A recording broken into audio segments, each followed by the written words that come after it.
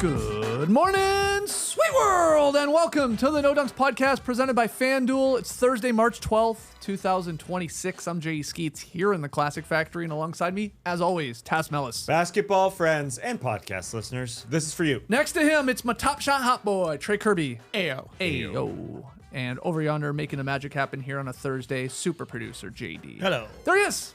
Here we are. Hello to everybody on YouTube. Hello, podcast listeners. Everybody play your part. Hit the like button, subscribe, 5-star ratings and reviews. On today's show, we will once again build the pyramid. Raking the Eastern Conference teams today. We did the West yesterday. We're doing the East today. But first, let's talk a little bit about last night's games and last night's news. We're going to divide them by conference wins. Let's start in the West, then we'll get to the East batch. But 3 games in the West, 3 wins for Western Conference teams. Kawhi scoring 45 in a Clippers romp over the Wolves. Jokic, another triple-double. Huge second half as the Nuggets blew out the Rockets in the third quarter in the second half. It was close until that second half. And then Murphy and Murray led the Pelicans to the 122-111 win over the Raptors in Brandon Ingram's return to Nolans. Of those 3 wins, what was the most impressive Western Conference victory last night? I would say the Nuggets is the most impressive. Let's start, though, with the Timberwolves, because they are the greatest mystery in the NBA. Losing to Kawhi Leonard, as you said, potting that. First quarter, you had 18. Not quite the Bam Adebayo pace, but that was awesome to watch. The Timberwolves are the biggest mystery, because watching this, I had to think, is this the Clippers' amazing defense getting out and running, or is this a lot of the Timberwolves just being sloppy? Because that's who they are. They have been down in the last 7 games by 10 or more points. In the last 3 games, they've been down by 20 or more points. But watching the Clippers' defense that they've perfected at this point, now with Chris Dunn, who is one of the best defensive guards in the NBA, and Derrick Jones Jr., who looks like he's at his healthiest this season, along with Handsy Brook Lopez to go along with Kawhi Leonard and Darius Garland in the backcourt. I mean, they started turning the ball over, and that's why Kawhi got hot. It started with 2 fast break buckets that he just had to lay in. Yeah, dunks. Because Dunn had a nice turnover that he created, and then Dante DiVincenzo just gave it up. So then Kawhi started. I'm going right at Rudy Gobert and looking awesome, having also hitting threes at the same time. So that's how he got up to 18. But the Wolves turned it over 24 times in this game. So it's a little of, which side is it? Is it this athletic team now with Jordan Miller that they're getting just regular minutes from off the bench, Isaiah Jackson and Benedict Mathurin? Or is it just the Timberwolves just being real sloppy? It's hard to say in that game. I think they are the biggest mystery here going into the playoffs on both sides, whether it's the East or the West. That's why I had Minnesota 4th on the pyramid yesterday. Just not very trustworthy. Every time it feels like they get things rolling, they have a tough patch where they're losing games and looking bad doing so. The Minnesota Timberwolves turned the ball over 5 times in their first 6 possessions yesterday. 16 steals for the Clippers, and like I talked about earlier this week, that has been kind of the Clippers' MO since the trade deadline, kind of coinciding with Derrick Jones Jr. returning to the lineup. Their 5th in opposing turnover rate since the trade deadline. Before that, they were 22nd. So I think it's a combination of the Timberwolves like to give up the ball, and the Clippers are good taking the ball away, and it just makes their offense even better. But Kawhi Leonard is on another level right now. He's playing so well, I had to check his awards availability. He's got a chance. He's only missed 14 games this season. So he's got to play in 14 of the last 17 for the Clippers. So, of course, you got to check the back-to-backs. They only have 3 of those left. He could sit out all 3. But guess what? Kawhi has played in both legs of the last 5 back-to-backs for the Clippers. He should get MVP votes, like 5th. He should be on the first team. He's been one of the 5 best players in the league since coming back from his injury at the beginning of the season. 28, 6, and 4 this season on 50% shooting from the field, 38 from 3, 90 at the free throw line, plus 2 steals a game. He's 8th in scoring this year, 3rd in steals. Hit his 6th 3 last night. Clippers play-by-play yelled out, "An out-of-hard drive experience." I thought Brian Seaman, that's his name? That's his name. Simple Seaman. He was on fire last night. This guy called a great game. Jordan Miller had a big dunk. He yelled out, "Hello, nasty." One of my favorite records from high school, for sure. But Kawhi has been really, really good. I mean, him missing the first chunk of the season is part of the reason the Clippers were in such a big hole, but now they've completely dug themselves out of the hole. They're the first team to start under 15 15 games under 500 and get back over 500, which they did last night after beating the Timberwolves. So now the question is, like, can they get to 7th? Maybe. They're playing better than Phoenix is, for sure. I think 6th is asking a little bit, but, you know, Clippers do have a really easy schedule coming up here. And then you wonder, like, if they're the 7th or the 8th seed, like, get into the actual playoffs, if they win one of those games, like, are they going to scare any of those teams at the top of the Western Conference in the Thunder or the Spurs, who are likely to be 1-2 and would potentially play the Clippers? I mean, look, they're not your normal sort of come through the play-in type of team that are like, okay, they're like a 500 team. We're not too concerned. They maybe take a game. But this is different with Kawhi, because that's the thing. Kawhi at this level, like you said, whether he's at the end of the MVP ballot, where you have him on the All-NBA teams, he's making one of those if he qualifies. Like, we've seen it for many teams before where the guy's just invincible and is enough. And then you pair it with the defense, done, Brooks starting, Derrick Jones Jr., you're right, I'm glad you brought him up. He's been awesome. I think he gets overlooked when we always talk about, like, the most athletic guys in the league. He's there, man. Like, I mean, he's a dunk contest winner, all that. He just makes plays that you just don't see from other guys out there in the most, like, physically impressive league in the world. He does things where, like, I don't think many people could do that. Like, he had that crazy save last night, an awesome tip out rebound that got another chance for the Clippers to hit a 3. He's impressed. So I don't think they'd beat the Thunder or the Thunder or the Spurs, but I don't think they would get waxed with the way they're playing right now. And I hate the Clippers. They're winning me over, man. They're dropping 153 here, having fun, the broadcast, and Kawhi's scary when he's in Terminator mode or Aimbot mode. Yeah, and we're all not reluctant to say that Kawhi's going to play in the postseason. Maybe that's us being stupid, but maybe Kawhi's just being healthy. Maybe the Clippers medical staff deserves some awards. I mean, Kawhi looks extremely healthy. I think Derrick Jones Jr. coming back from 2 right knee MCL injuries. That's difficult to do, and he looks great. I mean, it's all on him, but to pair with Kawhi Leonard, he's a killer against the Wolves. I mean, he'd love to see the Wolves. And the last 2 games against them, 45 and 41. So pretty damn good. But that team, and a Ty Lue team, always gets it going in the second half of a season. Yeah. That's what he does. So, yeah, they are extremely scary. And these new pieces, man, great starts here for Garland. Good game last night. Hit 5 threes, 21 points at the point guard position. And Benedict Mathurin, it's like the guy just lives at the free throw line. It's like Kawhi gets there when he wants, and then you get this guy off the bench, and he had another, 10 free throws made, got there 12 times. Mathurin did, scored 22. Got a little involved in a little tussle at the end of the game. He really wanted the game ball. Give me my ball. For, who was it? Sean Pendula? Yeah, of the Clippers. Scored his first bucket ever. So want to get that for him. And then that's when we had the jostling and the pushing. And that's when Kawhi's like, hey, a fight. That's literally what he said. He was talking to Joe Ingles, turned around, hey, a fight. A fight. Not much happening, but pretty funny. Anyway, those guys have contributed, TK. Oh, yeah. And it's completely changed the way the Clippers play, which we talked about earlier this week. They are fast now. Kawhi is Lopez as well. He's a slow guy. But everybody else basically can get out in transition. And then when things slow down, you've got one of the 3 or 4 best ISO scorers in the league in Kawhi. When his jumper is on, which is often right now, there's no way to stop him because he's so big, he's so strong, and his handle is so tight. Benedict Mathurin was involved in that other ball that they wanted to grab after the Pacers played the Bucks that Oscar year. Shibwe ball. Yeah. He always gets into it. He takes it very seriously. We thought that was all Giannis, it's maybe it's Mathurin that has like an affinity for game balls. I guess so. He's had some strange moments when you package them all together. Like he had that weird moment where post game, it was a different game against Giannis where Giannis kind of cupped the back of his neck and brought him in real close. And Benedict Mathurin wasn't having it. Didn't like to be grabbed by the neck.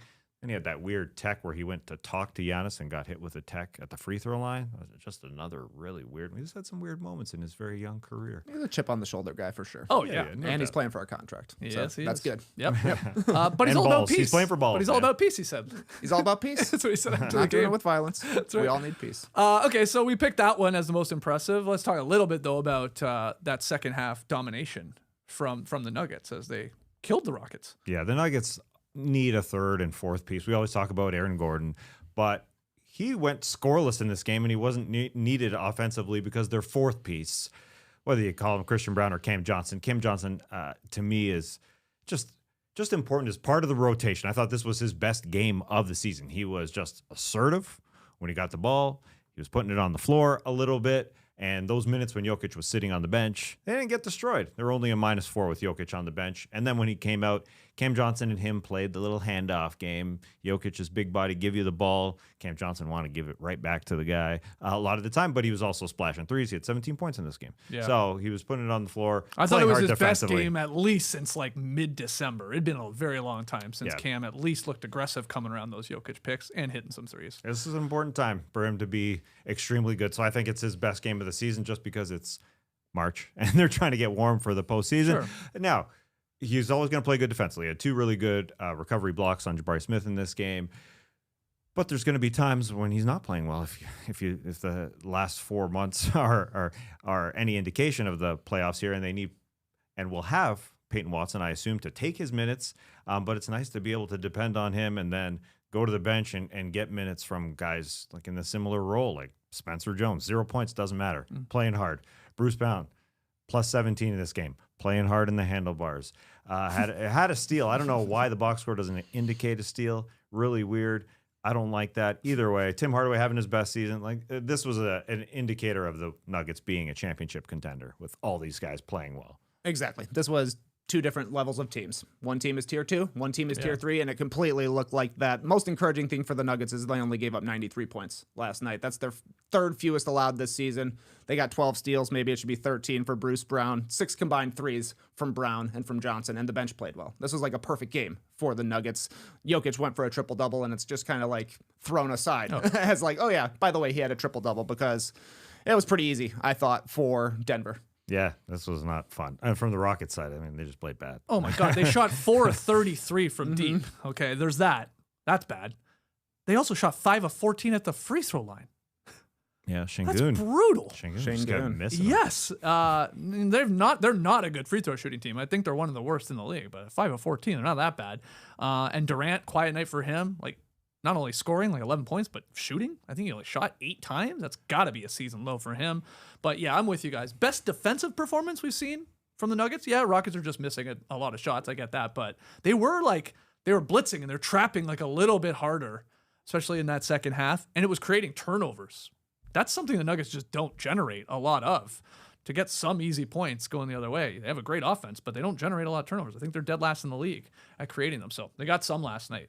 So good sign for them. Yeah, they won the fast break points, 24-12, kicking butt there. But just a bad game from the Rockets. Ime Udoka trying to send a message in the 4th quarter to his team, basically yanking all the starters. He played Isaiah Crawford 12 minutes in the 4th quarter. That seems like a fake NBA name if I've ever heard of one. Isaiah Crawford. Wow. There were some good guys playing last night. Crawford, Sean Padula, Norchad was out there. Rocco Zakarski got minutes. Oh, that's a great name. Yeah, it's time. Solid name. That's almost a starting 5 of fake names. Yeah, I'm sure there's another deep cut on in the Utah Jazz game. Probably a random fella. Do you have any thoughts on the Pelicans beating the Raptors? No. I mean, we're going to get into the Toronto Raptors later on when we do the pyramid. Sure. That's when I'll shit all over them when we get to that part. Hey, the Pelicans are 9-7 since the start of February. Yeah. Their guys are somewhat healthy, and they're obviously not trying to tank because they don't have their pick. It's kind of like the healthiest they've been. Yeah. They're motivated to at least play spoiler a little bit. Like I know Dejounte Murray was talking about making a play-in push. 9-7 isn't going to cut it to actually make any sort of advancement in the standings, but they're playing veterans basically. Like Derek Queen doesn't play a ton anymore. Yeah. Jeremiah Fears comes off the bench. They're playing their older crew in Zion, Murray, Trey Murphy, and guess what? Those guys are actually still good. Unfortunately, they missed the first 2/3 of the season, so it doesn't matter at this point. But I think Murray has looked pretty solid since coming back. Like his shooting percentages aren't that good, but he gives him some tude for sure. That was sick. Sitting Jamal Shead down. Okay. Well, you want to get into that now? Or I'm glorifying the Pelicans. I know the Raptors stink, but the Pelicans looked good last night, and that was one of the fiercest trash talk moments of the season. Yeah, for those that didn't see it, DeJounte's been feeling himself all game, and the Pelicans are playing well, like you said, and against a team that they they're not scared of by any means in the Raptors. And I guess Dejounte Murray sort of got into his dribble package. I think he thought he was like grabbed or held by Shead, who Shead sort of reached then across him for stumbled. sure. Yeah. But then Dejounte hits a shot and seeks out Shead, who has fallen on the ground, and steps over him and screams down and sort of flexes over him. And the Raptors, there's his teammates, Shead teammates, they did basically nothing. Quickly sort of came in like he wanted to have a talk with Dejounte Murray. Nobody else did fucking anything. This team has no fight. It's pretty embarrassing, I think, their leadership. Like not a bump, not a shove. I'm not saying like you gotta punch the guy. Like somebody's gotta like step. Get him out of the way. Come on. Yeah. You're getting clowned here. And their season, I mean, look, I wrote off the Raptors a long time ago. I do not even, I can't believe I'm saying this. I don't even want them in a postseason because I don't want to see them get swept. Because I just have so little faith in them. Yeah. They're in the play-in now. They've fallen all the way down to 7th. It's brutal, man. Ever since Jamal Shead didn't make team infrastructure on no dunks, he's fallen apart. He is supposed to be their attitude, and he is generally their attitude off the bench. Come on, somebody has to step up. You have to step up for your team. He's been cold recently. And you had Ingram out there. You had Barnes out there. Again, quickly, whatever. He came over. I wasn't all that impressed with what he did, but at least he walked over to him. The Pelicans, was it Herb Jones? He pushed Dejounte Murray harder than anyone on the Raptors did. Now, that was a celebratory, you're the man type of push, but like, that's embarrassing. I'm sorry. Like, again, you want to throw around soft, but there's no fight at all. There was here. none. Yeah. There was literally no fight. No. Yeah. Surprising when it's Brandon Ingram's original team, the team that, where he made a name. I thought there'd be a little juice. No juice. No juice. No, he's a pretty chill guy. He's a chill guy. overall. You got to do it for him. He's not the guy you would He's think not would doing do it. it. No. They don't have the guy you would think would do it. He was on the ground. Yeah, exactly. Yeah, that's the problem. Yes, it is. But Murray's a great trash talker. He had that moment with yeah. Paolo Banchero like during the summer. He almost fought him as well. So it's good to see him back bringing the tude. He does. Oh, man, this was like not the only time in this game where he was barking and yelling at guys and stepping to them. So, yeah, he was feeling himself. But nice to see. It would be nice to see somebody on the Raptors stick up for Shead after he got, clowned. The guy's standing over him screaming. Yes. He seeked him out. It's wild that nobody did anything. All right, 9.5 games. 9.5 games out of 10th for the Pelicans. No, there's no chance. No? There's Okay. zero Okay. chance. But like I thought about you though, when you were saying a couple weeks ago, you're like, you got to trade Zion this summer. Like you got to trade high. He's playing well. And what did I say to you? I was like, I don't know, man. I'm a little worried they're going to play well here over this stretch because their guys are back and they're going to go, run it back, baby. We could be good when our guys play. And like, yeah, you sort of can, but then you'll start next season and somebody will get hurt and then another guy will get hurt and you're just going to be back at square one. Mm-hmm. So that's the worry. Let's show you the Western Conference standings as of Thursday morning. Here they are. Thunder Spurs up top. And then look at the logjam. We got 4 teams at 40 wins. They're all separated by half a game. Wow. It goes Rockets, Lakers, Nuggets, Timberwolves. I should have noted that Denver now holds the tiebreaker over the Rockets. After winning last night, they have the season series 3-1. So, that's why we got this bunch up there. But that could play a part. Like, I would say at this point, we probably have a tiebreaker coming into play, right? Like a potential season series deciding a seed or two here. And then you see there Suns 7, Clippers 8, and then Warriors and Blazers. We had some... Yeah, those 4 teams, they're running the 44. 4 teams... trying to run to the end. I mean, it is a good race. 40 and 25 for 2 teams and 40 and 26 for 2 teams. Awesome. You think we're getting some last week shenanigans? Where it's try and avoid a team? We don't want to, we'd be happier being 6th than they're 3rd. We're going to rest our guys. That happens. Yeah, it does. It does. That last week of the season is a weird one. Yeah, it is. I guess I will say though, like your 4-5 matchup or your 3-6 matchup,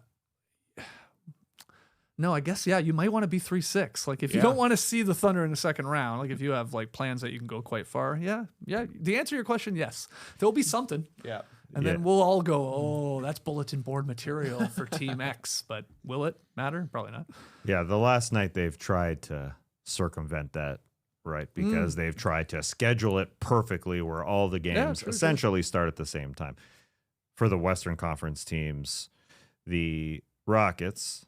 the Wolves And they start at the same time. The Clippers, but I guess they're not all playing. The Nuggets also. So the Nuggets, Okay. Wolves, Rockets all start at the same time. What's the team I'm missing here? Some The other- scoreboard watching will be happening. We'll be watching Yeah. those There'll be an boards. assistant coach. That'll be his only The duty Lakers. to be Lakers. watching. Yeah, the the team Lakers. you're looking The Lakers. That's right. Yeah, all 3 for 6. They all start at the same time. Okay. That's right. Yeah. Yeah, Well, that's gonna 8:30 be a fun East. one. Board is board. What day is the last day of the regular season? Sunday, April 12th. Thank you. A month today. Wow. Correct. Wow. Incredible. I feel like it's still early in the season. And I'm like, oh, wow, only a few more games. We got some news about Golden State Warriors. They've ruled out Steph Curry for another 10 days with persistent right knee issues. This is going to stretch Curry's absence at least 5, maybe 6 games because of their schedule. I think it's 6. He has missed the previous 15 for what they call runner's knee, which is typically swelling pain around the kneecap. So not good here, Tass. Warriors have lost 3 straight. I mean, they're losing to the Bulls and Jazz at this point without Yeah. Curry. So I guess they're just looking at the standings like we just showed you, and they're like, well, we're not going up. We're so far behind the 7th, 8th. Like we're gonna be the 9th or 10th team. We have no real fear of like falling out of the play-in because of the teams behind them. Let's just get Curry as healthy as possible and try it that way. Yeah, Right? yeah. The unfortunate part is Steph expected to come back around the All-Star game, and here we are, nearing a month later. And I guess there was a reason Steve Kerr kept saying we got to reduce the schedule. I mean, he's always said that, but he's been saying it a lot recently, and I think it's based on Steph and trying to get him as healthy as possible and not as injured as possible with the old runner's knee, as it's being called, because the unfortunate part, he came back again expectedly around the All-Star game to try and get a feel for things. Like he was working out, but he just never was able to overcome it. And it just didn't materialize. He didn't recover. And so that's the scary part here. A month later. Yeah, he's basically said, I've never had my body respond this way, and it's completely unpredictable. So it wouldn't surprise me if he's done for the season. There's no that's reason the to bring real him back. question. Get him ready for next year. Yeah. Yeah, that's a good point. It's possible. Like I said, there's 6 games, I think it is, behind the Suns in 7th spot. So, like, there's only 17 games left for them. It's And they very got unlikely. these games that he's going to miss. They've got the Timberwolves at home tomorrow on Friday, and then they go for a 6-game road trip. Like there's no way he's going to go Right. play any of those games. Maybe he's back for the Nets at home on the 25th, but at that point, why? Yeah. Yeah. I mean, yeah. except to get to playoff gate money. Like, Play honestly, in gate money. well, maybe make your way through the play-in is my point. But yeah, yeah. No, I'm with you. And look, I have a lot more confidence in the Clippers putting up a fight in a potential first-round series against the Thunder, or, well, I guess it would be the Thunder, as you would be in the 8th spot. They're not doing anything, even with Curry, if we're being honest. Yeah, They're not that good. And I'm sure their medical staff says, I mean, yeah, we can try and push you back. We'll see. But then Steph has to say, I don't know, we're not going through the Clippers. So Kawhi may have ended Steph Curry's career, season because you can't get through the Clippers. I mean, that's how are they going to beat the Los Angeles Clippers the way the Clippers are playing? I mean, no Well, disrespect hold on. to They the could Suns. beat the Blazers. We agree with In that. game 1 of the play-in And tournament. then could they not beat the Suns if the Clippers beat the Suns? If the Suns beat the Clippers? No. I'm saying if the Clippers beat Suns the and Suns. Clippers are in 7-8 right Yeah. now. Yeah. So the Oh, loser yeah, Seven- I guess seven I doesn't guess play- that game plays yeah. winner Yeah, I of guess 9. it would- 7 Yeah, doesn't play that's 10 true. and 8 doesn't Yeah. play 9. It's That's 7, true. 8. and then That's yeah. disrespect to the Phoenix Suns. That Well, I'm just I- they could beat them in one game Maybe. with Steph Curry. Yeah, No, they could. yeah. But then the point was, okay, then what? I mean, yeah, you're just putting more wear and tear on his body here for what, really? yeah, if he can't recover, 2 home playoff games like this. it's been a while. That's the unfortunate part. We've never seen, this in Steph Curry's career where he's just unable to come back. This has been a long time. Yeah. Let's go to the Eastern Conference. Let me chuck all the Big East wins last night. Desmond Bane scored 35 to help the Magic beat the Cavs, 128-122. We have the Knicks coming back against the Utah Jazz. Ended up dominating them, 134-117, but they were down big early. They ended a little 2-game losing streak. And LaMelo Ball scored 30. Hornets beat the Kings, 117-109. Trey, we'll start with you here. I mean, I think we know the answer, but most impressive Eastern Conference win. You're thinking Hornets over Kings, right? Yes, that's right. Definitely. No, Hey, it's, the Kings had already they were on a 1-game win streak. Hey, I think the Kings have won 4 of their past 9 after losing 16 straight. Light the beam. Keep Light it on. the beam. Yeah. Light the beam, 50 Cent. No, it's the Magic over the Cavs. This is a great win, I thought, for Orlando, and a really fun game, a wild ending. Like, it looked like the Magic were going to get home pretty easily. They had like a 10-point lead, and then in the last 2 minutes between the Cavs and the Magic, 5 straight made 3-pointers, culminating in Desmond Bane hitting that right wing 3-pointer off of a sidelines out of bound play. It was James Harden and Wendell Carter Jr. right on the right sideline. They were trying to enter the ball to Carter. Brutal pass by Desmond Bane. Harden says he didn't touch it. You can see him saying to the ref, "On my life, on my life, I didn't touch that ball." But the Cavs had no challenges, and when they slowed it down, I don't think that the Cavs would have won that replay anyways. It seemed like not enough evidence. Maybe it was off Carter. Maybe Harden touched it. You just could not tell. But We need a Hawkeye. we need a Hawkeye for that. No way. You got to go Hawk mode. But they couldn't do it. 8-3 though, post All-Star for the Orlando Magic. They got some good wins mixed in there as well. They beat the Clippers, the Lakers, the Timberwolves, and then last night the Cavs, which I think was their best win. Here's a new award I would like to propose to you. In-season most improved player. And it goes to Desmond Bane, because this guy was brutal through 2025. 19 points per game, 44 from the field, 34 from 3. In 2026, 22 per game, 55 from the field, 44 from 3. He's awesome. He's the reason they won this game last night. Hitting threes, getting downhill, creating for others, and then he hit the dagger that put him over the top to beat the Cavs. He's been really, really good. You throw in Paolo playing with better efficiency during the second half of the season as well. The Magic look all right now. I was going to say, they might be 1-2 in your hypothetical made-up award in terms of like in-season improvement, but Bane leading it. I also just checked, Desmond Bane, he should be at least on the odds for NBA Clutch Player of the Year. Nowhere in sight. Guy's hit a lot of clutch buckets. He has. He has. But it's Shea as the favorite, then it's Anthony Edwards, Maxey, Jokic, Murray, Cunningham. I don't even see Desmond Bane at plus 4,000 tasks. And I'm upset about it. Have you checked the clutch stats? I haven't. I'm just going on feel on this one. Yeah, he seems to be the guy that they go to when they need a play at the end of the game. Whether or not he should have been eligible to shoot that 3 ball, it's a good question. Did it go off Harden beforehand? But they got there in part because Desmond Bane and, yes, I guess Paolo Banchero, who gets the second votes for most improved during the season, because he looks like a different player. He looks like the game has slowed down for him. When he gets into the lane, he ain't just forcing things. He can get 2 feet into the lane and then make the right pass, or he can just slow it down and say, "I'm bigger than you. I can pump you until you move a little bit and get that bucket."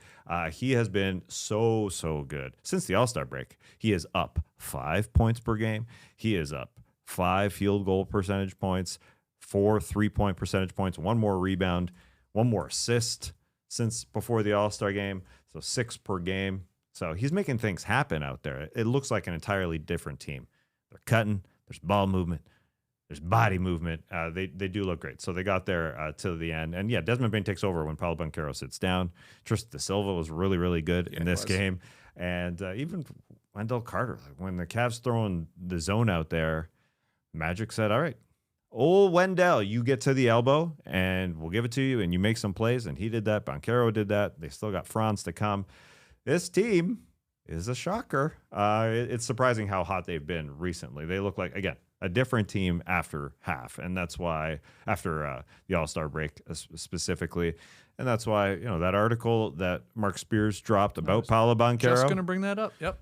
Feels real because Banchero looks like a different guy. Again, him and Bane are hand in hand, and Suggs as well as leaders on this team. But he, again, different guy. So he gets votes for most improved during the season too. He told Mark Spears, Banchero did, "I looked in the mirror first over the All-Star break. I watched a lot of film over the early part of the season. I just wasn't happy with what I put out.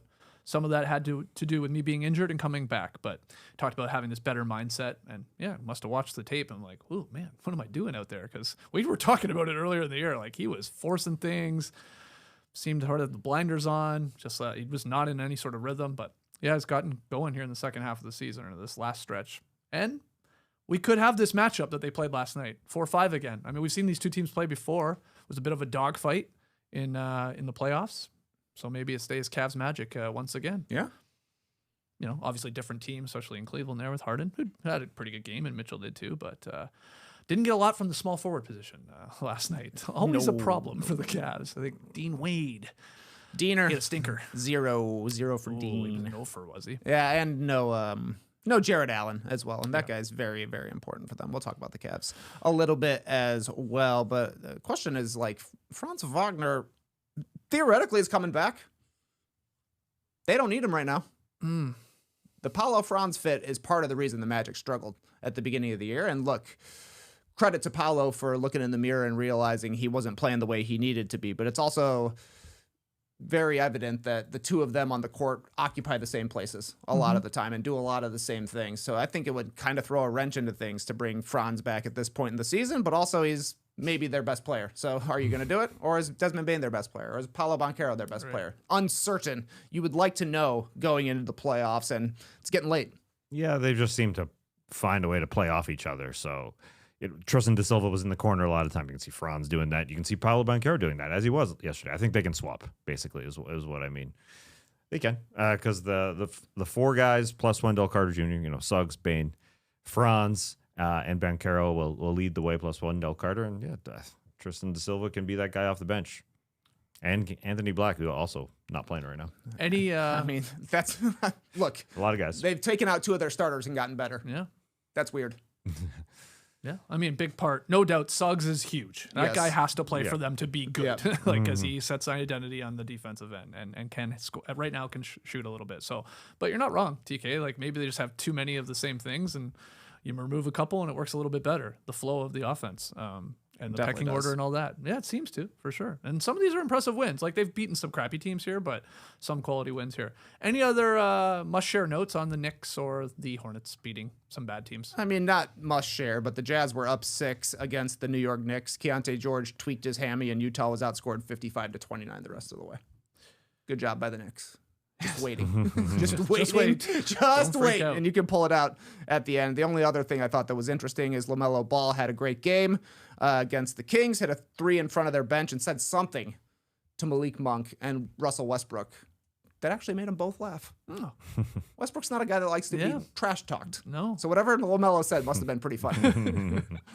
Good for him. Yeah. Got Westbrook to smile Yeah. while playing. Yeah, that is impressive. Let's show you the Eastern Conference standings. Detroit still number 1, 3.5 game lead over the Celtics 2 there. Then it goes Knicks, Cavs, Magic, Heat. Yes, the Miami Heat are in the 6th seed. Very similar record there to the Magic. And then Raptors have fallen into the play-in. Oh, by God. Sixers right behind them. And then the Hawks and the Hornets. We're going to talk more about these teams when we get into the pyramid ranking of the Eastern Conference. Let's take a quick break, and then we will do such a thing. FanDuel is giving all customers a profit boost every single day through March 15th. From now till that final 68 is revealed, that's coming up on Sunday, you're getting daily profit boosts for a chance at boosted winnings on your college basketball bets. Trust me, you don't want to miss a single day here. Build a same-game parlay for a shot at a bigger payout, or try live betting, jump in after a tip, maybe you see something. You bet a certain way. Best of all, with FanDuel, you get paid instantly when you win. Just visit FanDuel to get started. All right, throw your pyramids up, throw your Illuminatis up. It's time to rank the Eastern Conference. Trey Kirby got out the rulers, he got out the pencil crayons, and he got to work ranking them. Yes, I did. I was very thankful to see that my Western Conference pyramid, if you simply layer a sheet of paper over it, works as a perfect blueprint. Oh, excellent. So the lines are crispy, but I'll say the Eastern Conference way harder to make a pyramid for 2 reasons. First and foremost, a lot of similar color schemes here in the Eastern Conference.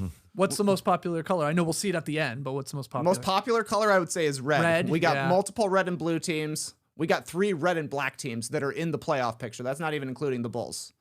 Yeah, right. You don't think of the Hawks as a red and black team. Yeah, but They wear black uniforms quite a bit. And you got the Raptors, you got the Sixers are red and blue, the Pistons are red and blue, the Miami Heat are Heat, obviously red. yep. Yeah, Jesus. Yeah, I was having to ask the guys, which color do I go for which team? The important questions. Also, something that makes it a little harder is these teams are a lot closer in quality, I think, than the Western Conference. You got a top 4 that is pretty similar, and you got a bottom 6 that I think is fairly similar. Sure. So we'll Sure. start in tier 4. Okay. Unfortunately, I gotta go to the Atlanta Hawks at number 10.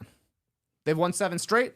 Only one of those was against the winning team. It was against the 76ers, who had no Joel Embiid, no Paul George, and Tyrese Maxey went down with his fingy injury there in the clutch. But big credit to the Hawks for getting over 500, for getting a positive point differential.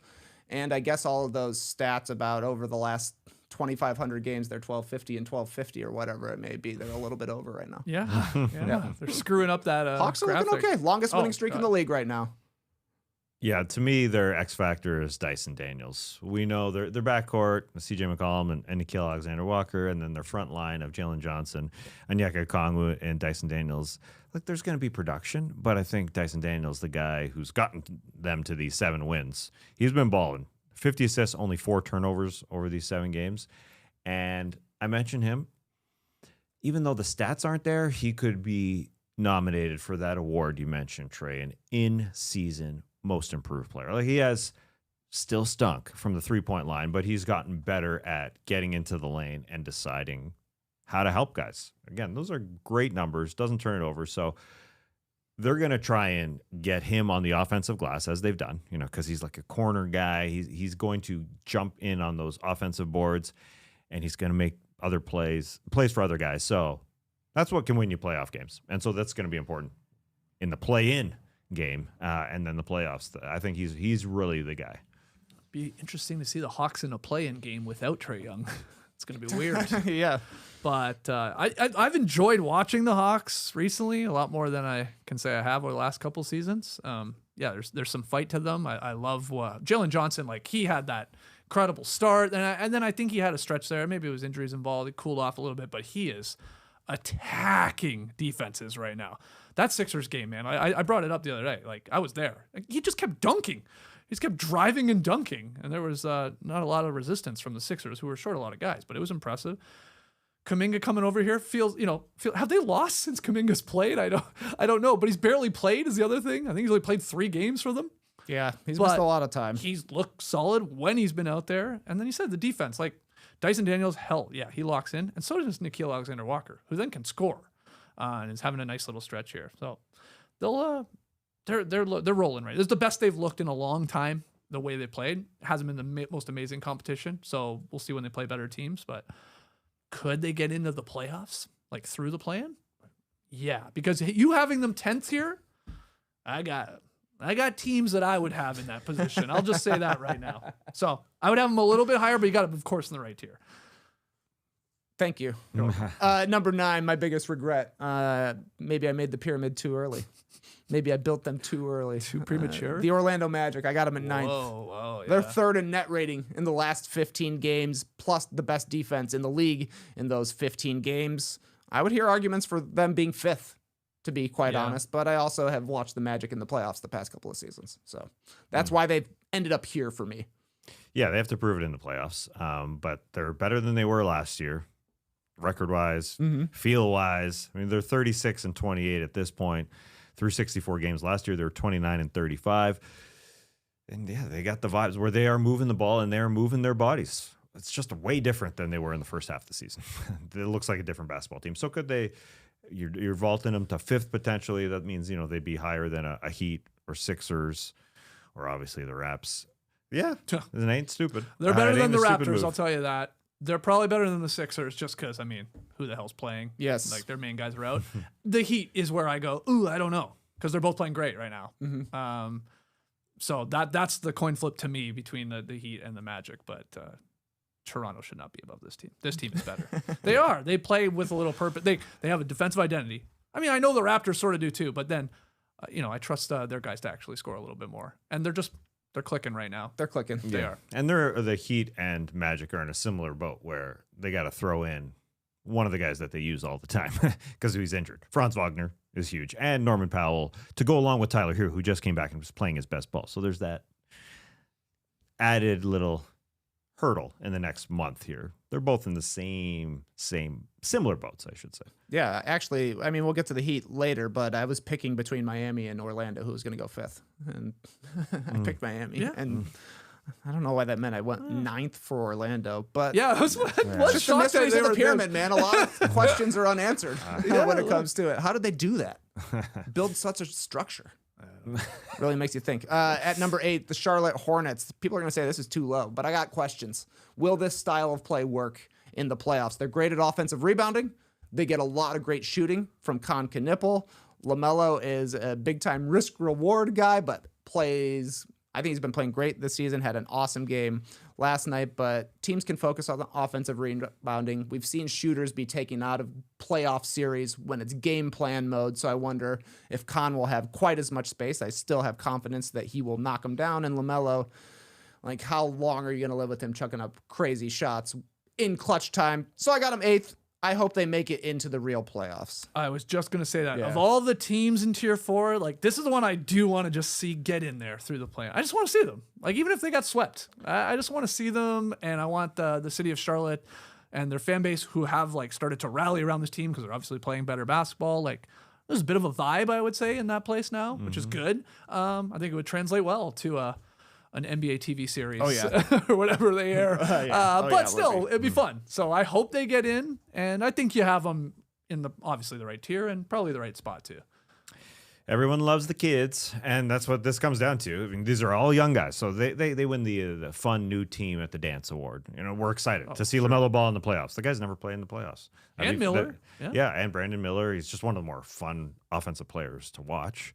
It's intriguing because, they're new, never done this before, but also they've got like intriguing guy in Con Knipple who, if he can do this in his first year, I think that bodes well for a playoffs appearance and what they're going to do in the playoffs. They're not going to get smacked. They're not going to get swept. I think because they're going to play with that, that, like, we got nothing to lose sort of mentality too, which can work. Yeah, can shock a team the way they play. Yeah, but they also play older than they actually are in terms of their seniority here in NBA playoffs games. They don't have a lot, but I think Con Knipple especially, that kind of stability will help lead guys, and we're going to see lots of highlights like Moussa Diabate doing stuff. That'll get people excited on the tweeters. I'm with you. If they make it into the postseason, like, they're not getting swept. I'm with you. They shoot too many threes and they hit too many threes. They'll win a game just on that alone. If they play the Celtics, get ready for 1 million 3-pointers attempted between those two teams in that series. But I'm most excited to see your pyramid, whether you went with Cho or Cha. Do you want me to give you a spoiler now, or do you want I hope you went the correct way. I would never in my life rate Cho. Thank you. It looks terrible. Why do we do this? I hate that. I have a couple of concerns with Basketball Reference and the way they abbreviate things. I think Cho is bad. I think Pho for Phoenix is bad, though I do love nachos and I do love pho. Yeah. And I think BRK is bad. I don't know why. I think it should be BKN. I'm with you on that one too. How do you feel about Portland? Do you like a PDX or do you like a POR? I actually like POR. Okay. Yeah. Okay. Just me. It's not an airport, you know? No, it's not. Yeah. At number 7, the Toronto Raptors, but from what I'm hearing, maybe they should be 9th or 10th. The Toronto Raptors. I thought I was going to be stirring the pot with you guys, putting them in the bottom tier, but I think you like this team even less than me. I do. I'd put the Bulls there. Hey, they got playing. They got Leonard Miller at least. Who would they be above? This is the 10th in the pyramid. If there's a reason to prop them up into tier 3, who would they be above? That's the problem. Yeah, with this team. Philly, maybe. They're a fake team right now. Yeah. That's the only team they would be above is a team that's extremely banged up. This is a regular season team. In the playoffs, defensive teams are going to take away your first action on a floor. That's going to happen, and you see it at the end of games. That's exactly what happens. They get there to close games at the end, and defensive teams take away their first action, and they cannot adapt to hit them with the second action. They don't get into the lane enough. They're just not moving defenses east to west. They don't. So when the playoffs start, teams are going to play good defense, and that means the Raptors are a regular season team. They have not been a very good team in a long time. The Raptors were like 14-6 after 20 games. And, they're probably, that leaves them at least, like, that's around 500, I guess, since then. They just haven't impressed, like you said. They've split the season series with the Charlotte Hornets. They did take care of business against the Heat, at least so far. they've played well against the Hawks, though I think they have a couple of games left. And then right now, as we've talked about a million times, they can't beat a good team. And last I checked, most teams in the postseason are good teams. Most so of that's them. going to be a problem if they're there. I would have them 10th. I'd have them in the bottom right-hand corner of the pyramid because I actually I hate this team. I do not like watching them. I've watched crappier Raptors teams where I have more joy in like the fight and how they're sort of constructed than I do this. Yeah. I don't know. And maybe people are going to be like, oh, you're a Debbie Downer. No. I'm just not convinced in this team at all. No. Well, the good thing is they got most of these guys locked up for Yeah, multiple exactly. seasons afterwards. Exactly. Yeah, it hasn't been overall season-wise. It hasn't been extremely disappointing, just record-wise. They're there, but when you watch an end of game, it's easy to see that they can't execute. The record is bad against good teams, and so how could it possibly change in the postseason? It's not. The end of game execution not so good. I brought up going to Brandon Ingram and where he used to play basketball in New Orleans. I thought they would just have a fight. They gave him a tribute video. We got to do this for our guy. Like there should. Why have would just you been think Brandon Ingram would have any fight? No. He's been No. They're guys for him. Who? Something. Anybody. Who? I mean, they're a scrappy Scotty's team. done a good job carrying the defense for the Sandro majority of the season. Ingram's done a Mamukelashvili, good job carrying Jamal the Shead. offense, but Do you want me to name they you don't guys? have these guys. I'm going to keep talking while you Pat talk. Bev is right. They got no dogs, man. None. No dogs. They don't. Come on. Man's gotta Coming have a into the dog. season, we don't. all said Shead, their, I guess, but- their defense off the bench, they had scrappy guys, and they had those guys, but they don't have an offense, and so at least fool us with that same scrap level that you had earlier in the season, don't have because an you're not going offense. to outscore teams, but at least fight. Right. They Yeah. didn't have that. Okay. They're in the Scrap bottom tier. I level. can't believe they're seventh, but that's fine. Yeah, I mean, they got one of the corners. It's one of the most important pieces of a It's a pyramid. pillar. Yeah. At number 6, tier 3, major projection. This is Team If Man, the Philadelphia 76ers. If Maxi's healthy, if Embiid is healthy, if Paul George is healthy and in rhythm, the Philadelphia 76ers can make for an exciting first round playoff series. Could they win it? Depending on the right matchup. Yeah. I can squint and see a world where the Sixers win a first rounder. Yeah, it wasn't that long ago, like a couple weeks ago, when we saw Embiid healthy. You start to think, okay, yeah, they could win a series. It wasn't that long ago. No. Maxey was healthy too. Oh yeah, Paul George coming What would back. be their Edgecombe's best coming chance, back. their best opponent, if, like you said, if these guys are somewhat healthy and can play? Who do you think you could be like, they could upset them? Interesting. Because we say that, but they are going to have to play one of the top 4 teams. Okay, in the well, I East. mean, if they... Yeah, I guess they are going to have to. They couldn't Yeah. get Miami, right? I think they would take their they're not getting chances. Miami. Maybe Detroit. I think that's the team that Okay. lower seeded playoff teams would want to play just because of the lack of creation outside of Cade and the Yeah. experience factor, I right. guess. Are the Cavs included in that group of better Sure. teams? Yeah, they'd be a top 4. Yeah, it's them. I think Really? it's the Sixers. Yeah. Mm. Well, again, there's so many questions. It's an oblique for Embiid. This ain't even his knee. But yeah, if they're all healthy, and that's pretty important because Tyrese Maxey is their best player. But maybe it's a blessing in disguise, as you guys said yesterday.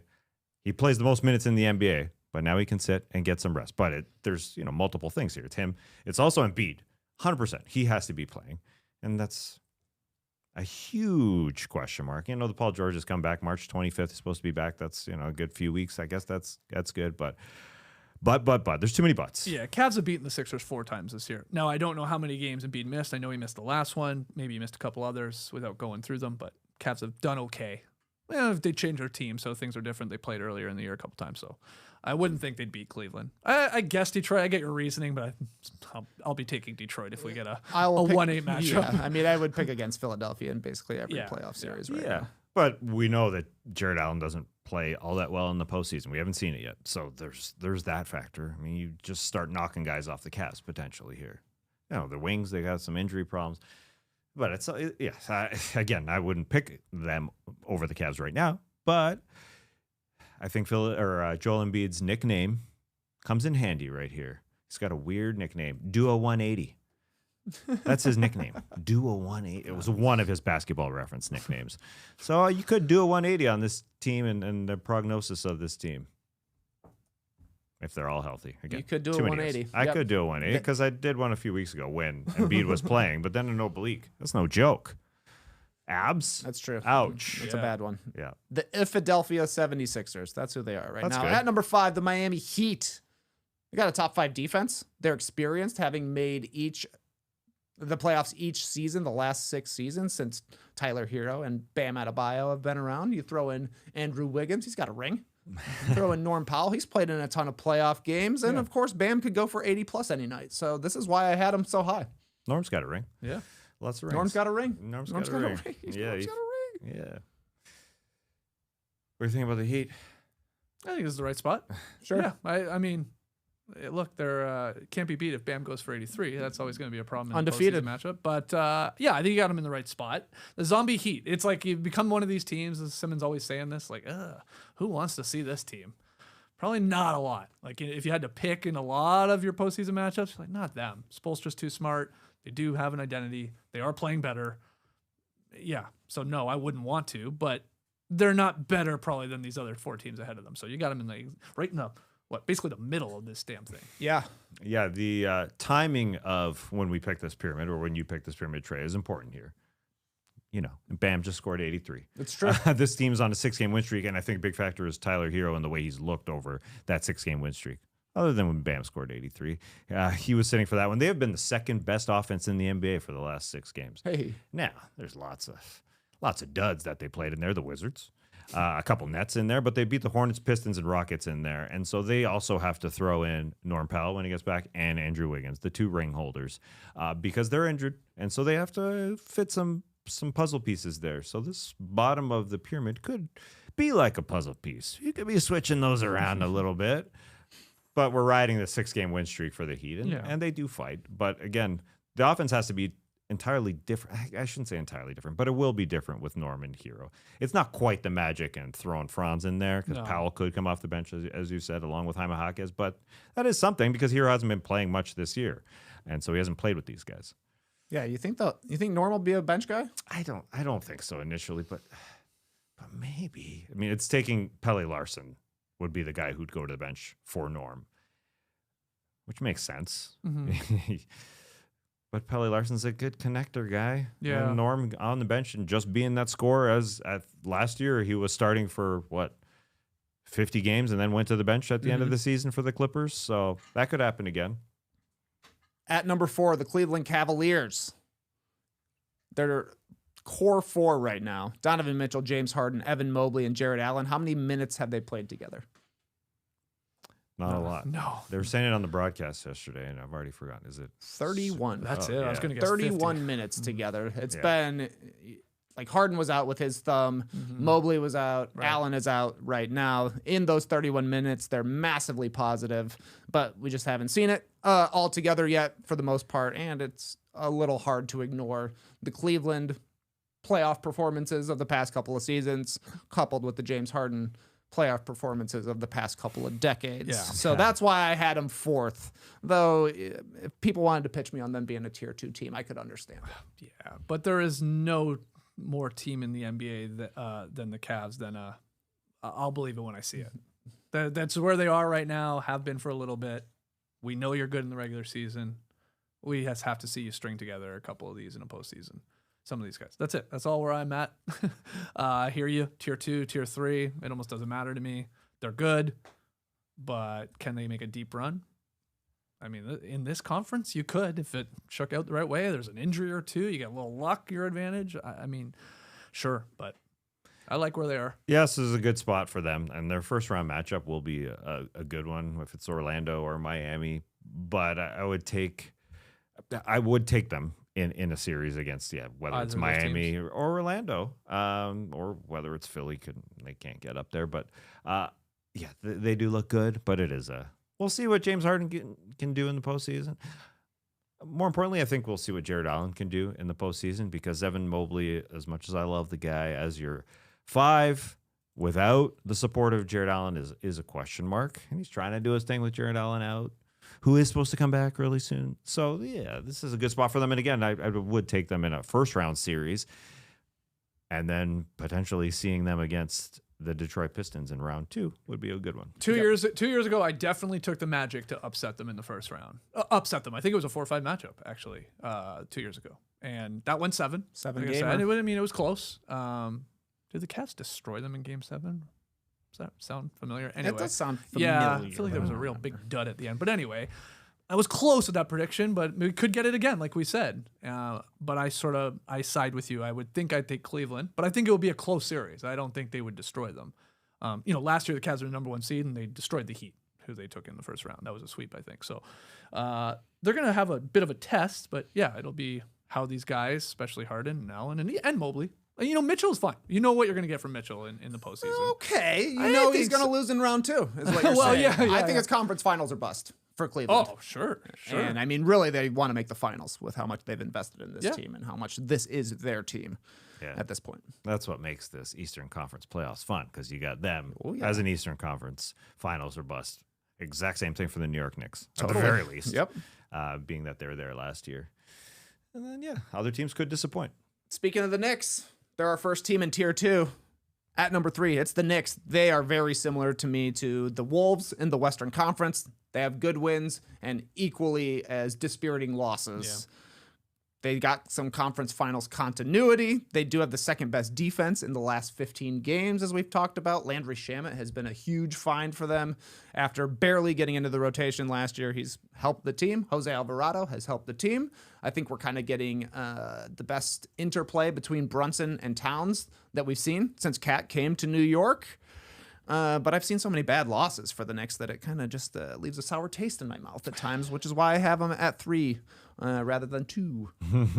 Yeah, looking at their schedule, the Knicks should, and I say should because they play down to their competition at times, they should win their next 6 games. They play garbage teams. They play the Pacers. They play the Warriors. Sorry, without Steph, they're bad. They play the Pacers again at home. They play the Nets. They play the Wizards.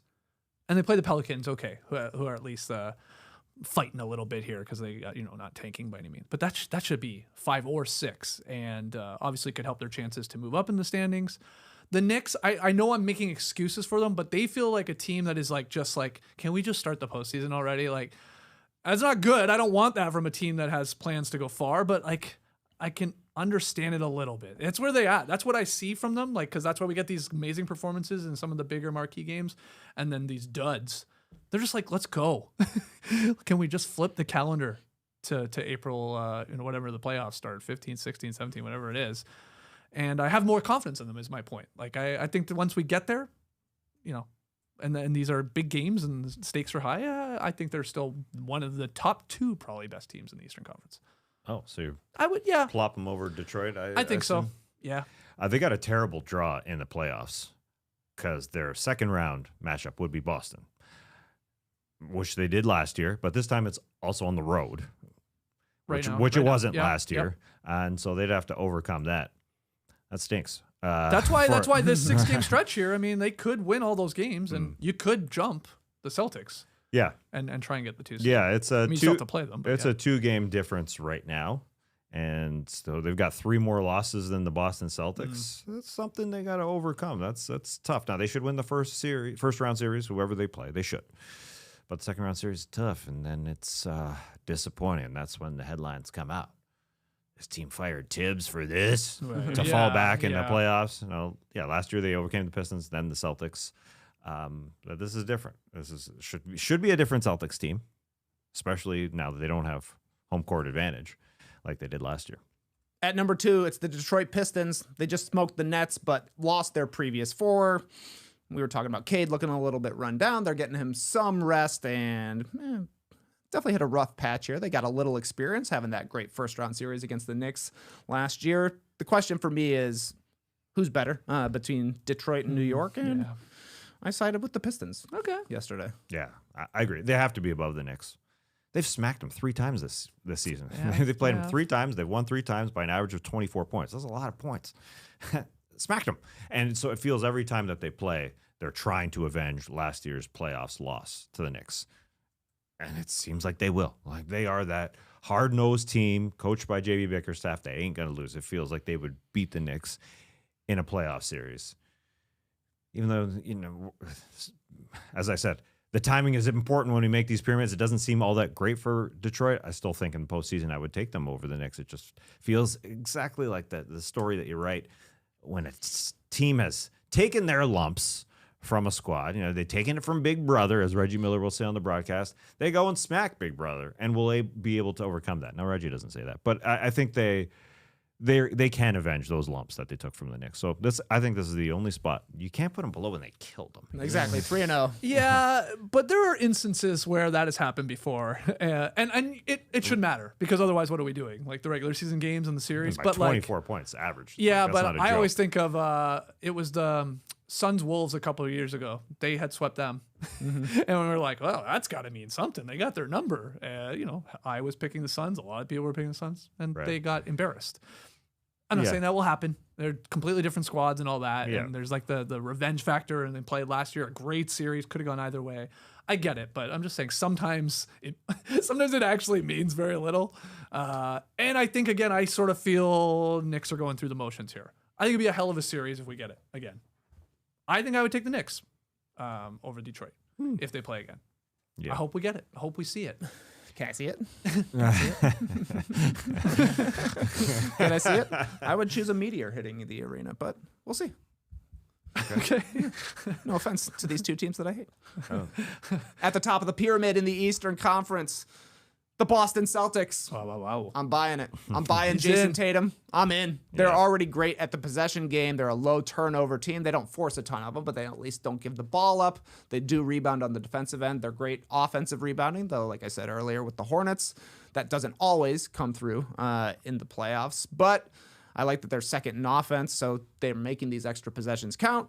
They added a top 10 player in the league in Jason Tatum, assuming he gets into rhythm, shakes some of this rust off here. And of course, they've got a pedigree of making the playoffs, winning in the playoffs, going to conference finals, winning finals, losing finals. They've done it all with Tatum and Brown in the side court. You know, one of them's a guard, one of them's a forward, I suppose. But they got a lot of guys who have done a lot of stuff in the playoffs.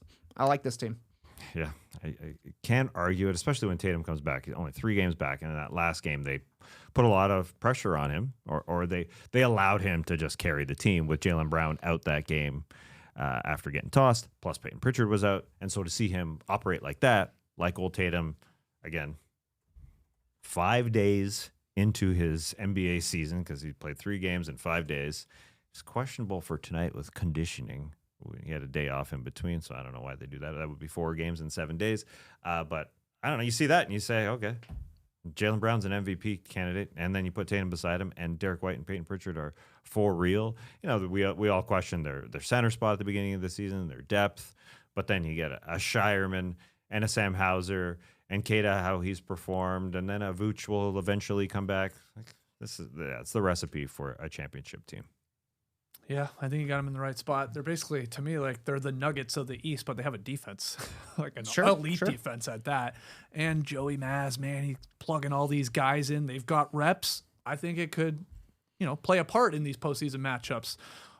Two of these guys, be it Bilbo Baggins or whatever we're calling the Shireman himself, or Gonzalez or whoever, like they could have a moment, and we shouldn't be surprised when they do, because they've got a lot of opportunity. And part of that was Tatum missing basically the whole season, but that can play off in a series that they need them. So you got him in the right spot. I was wondering, did Jaylen Brown get fined for his social media tweet that didn't say the refs but was about the refs after he got ejected there for the 2 technical fouls? I hadn't heard yet, so I don't see it yet. Maybe he'll avoid that one. Yeah. So good for him. He didn't specify anything. He just said this. I know. Could be anything. It's true. He had a slow upload speed on his Twitch stream. I don't know.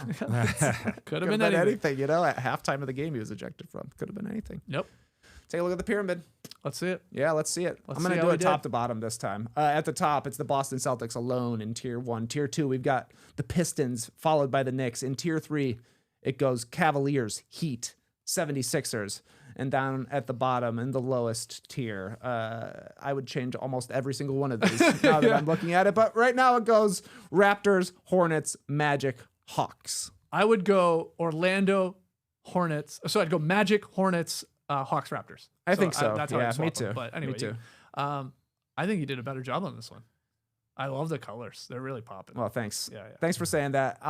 Here's what I'll say with regards to the construction of this pyramid. Yeah. I went out of my way to make sure that the points lined up and they looked nice. Yeah, they're very nice. I made sure for you, Skeets, You scan.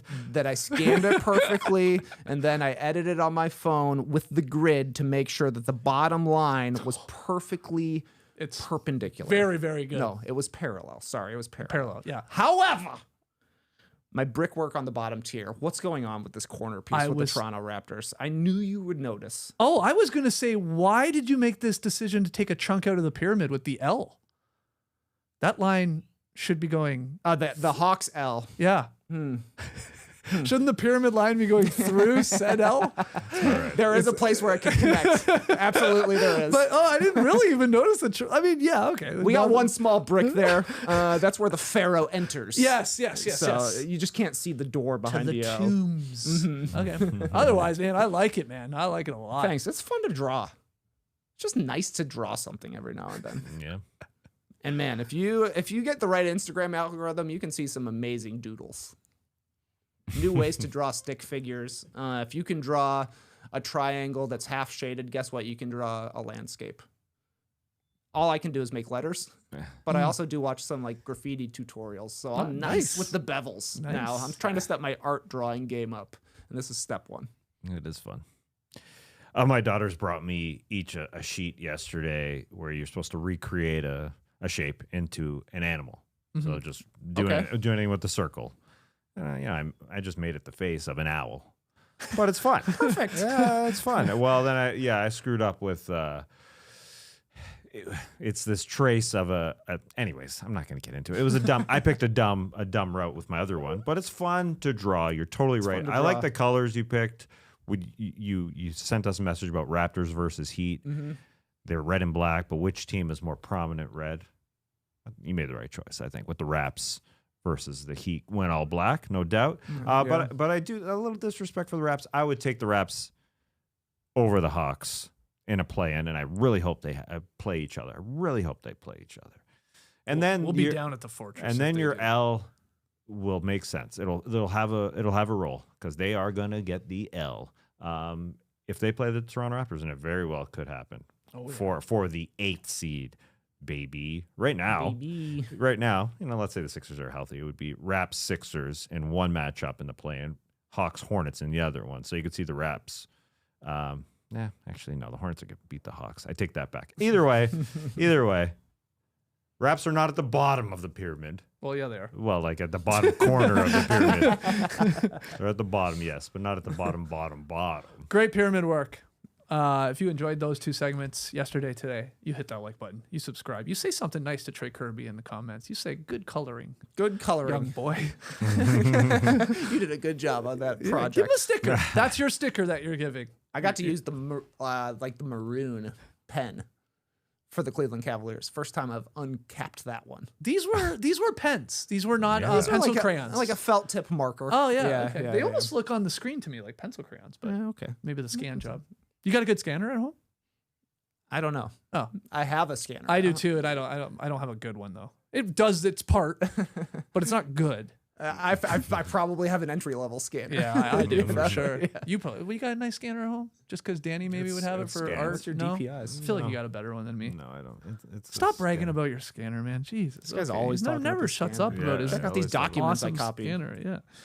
Lovely. Up the night, sponsored by Trey Mauder, who wrote in, "Here's to Bam's 83 points and 20 years for the podcast."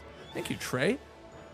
Really appreciate that. Sponsoring Woboy here. A couple nominees. Desmond Bane, great game. 35. Filled up the box score. DeMar DeRozan. Had a great game. Awesome game for the Kings. He was under consideration, but Kawhi Leonard gets it. 45 points in the Clippers win. Very efficient. The Aimbot, as we called him, 15 of 20. 6 of 9 from deep, 9 of 10 at the line, 5 rebounds, 5 assists, and he had 2 steals. He did all of this in 32 minutes, too. Was this more impressive than Bam Adebayo's 83 points? No. It was a little bit more than half as impressive. Okay. Whatever 45 divided by 83 is. Will you be doing worst of the week tomorrow on the Draw Podcast? Well, I asked it because I'm depends what we're wondering if doing any with- of the BAM discourse will make worst of the week, because Yeah, there were sure. some pretty insane takes, in my Oh, yeah. opinion. Oh yeah, that's the NBA Just curious. fandom for you. Yeah, yeah, sure. Okay. Pick 'em. Tonight, I'm 2-6, Tass 6-2, Trey 5-3. Where are we going? We're going to OKC, where Boston is visiting. It feels like we have a potential finals preview every single night in the NBA. They're emulating the NFL late in the season, just some good scheduling right there. OKC favored by a big one, 6.5. Feels big. Feels big. Who's not playing for the Celtics for that line to be that big? Tatum and Derek White are considered questionable at this Okay, time. that makes a little bit more sense if they don't. Tatum, it's conditioning. It's also his right Achilles, conditioning for his Achilles. So, Derek White, his knee. Pritchard should be back. Vooch is out, as we know. Jalen That's why Wood- the line's like this then. Vooch, That's yeah, why. for sure. Maybe they saw Vooch Jr., as you call him, on the Washington Wizards. Tristan Vukcevic get destroyed by Bam Adebayo. Hartenstein and Jalen Williams are out. So that's why it Chet's seems back? big. Chet's back. He was out with an illness, I think, for their last game, Yeah, right? yeah. He should be back, I imagine. All right, well, I got the Thunder, but they got to win by 7, and you guys are teaming up here once again, taking the Celtics and the points. Yeah, like those points. This is a top of the pyramid game. I just realized. Wow, pyramid versus pyramid. That's cool.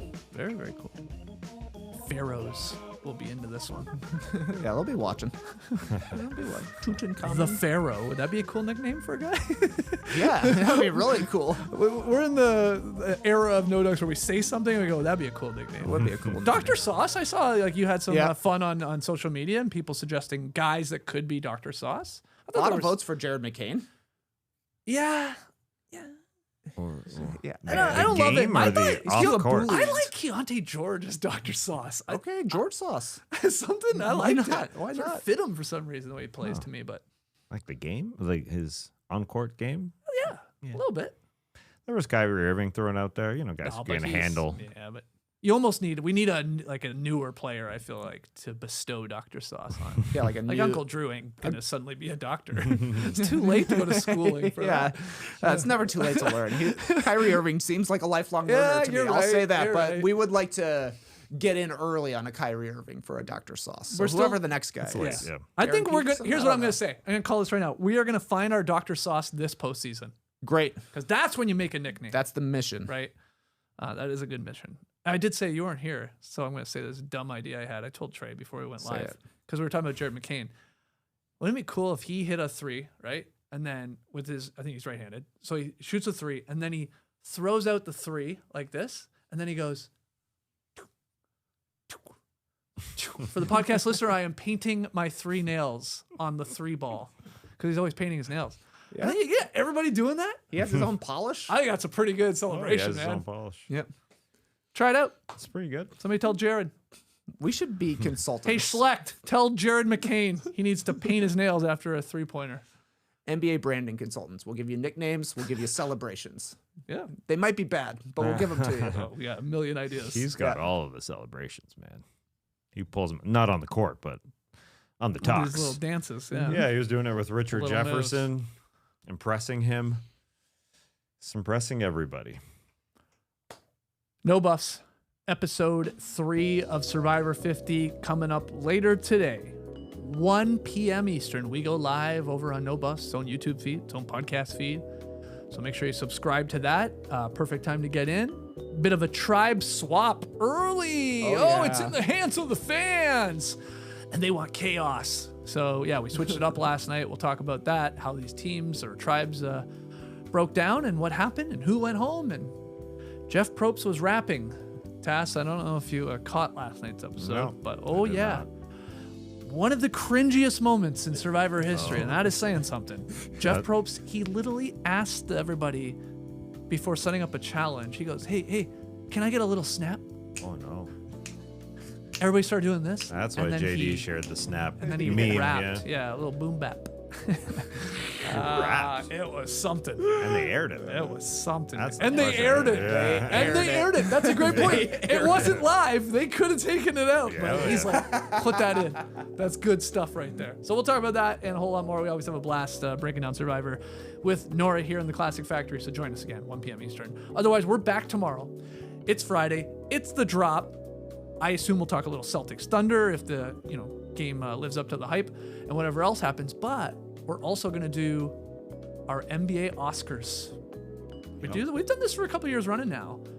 Best highlight, Nice. best supporting actor, best player, stuff like that. Well, an NBA spin on the Oscars, which are this weekend. And I want to hear from TK and JD and Tess too, but like your opinions on the actual Oscar race, especially Best Picture with the 10 nominees. Yeah. Yeah, we were talking Best Picture at the dinner table last night for the girls, and I was using it as a way to say, what was your favorite movie you've seen in the past year? And then they were asking about the real Oscars, and they're like, well, what's going to win? I was like, well, it's between One Battle After Another and Sinners. Yeah. So they asked what it was about, and I gave the worst explanation. I was like, it's about legacy. It's about the failures of revolutionary politics and what we leave to our children. And they're like, I lost track of what you were saying at It's. Yeah, I was yeah. like, it's about a dad finding his daughter and vampires. Yeah, those are the two movies. Yeah, that's much more straightforward way to approach it. All right. Well, I can't wait to hear your thoughts on the movies and our NBA Oscars. We'll go through nominees and who we pick and all that. Always have a fun show doing that. So join us tomorrow at 10 a.m. Eastern. Until then, Clipper Bros. You heard it here first. Have a great time. Turn up. Love you guys. Awesome. Thanks for joining us. And remember, the 5-second back down rule in the NBA still exists. Happened last night. Alperen Şengün got called for putting his butt into a guy for 5 seconds. Can't do that. It is been a while. It is one of his Can't do moves. that. It's been a while. Started at the 3-point line. Yeah, he would kind of be the Back it guy I down. would think. I don't Most remember likely it, but to I was get it. going to guess. But I'm glad it was him. Okay, good. We'll see you guys tomorrow. Embrace the day, people.